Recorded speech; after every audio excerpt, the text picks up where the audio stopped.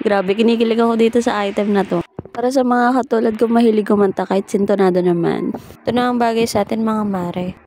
Ganyan itsura niya kapag naka-open na siya. Super cute. By the way mga mare, pwede kayo pumili kung gusto niyo ng isa or dalawa yung mic.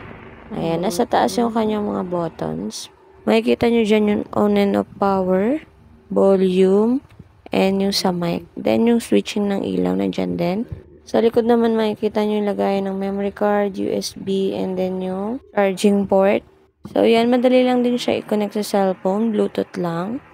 Ayan. Hanapin nyo lang yung K12. Then, boom. Super cute nito. Pwede rin magpalit-palit yung boses nyo gamit yung mic. Sa next clip naman mga mare, ginamit na namin siya. And sobrang ganda.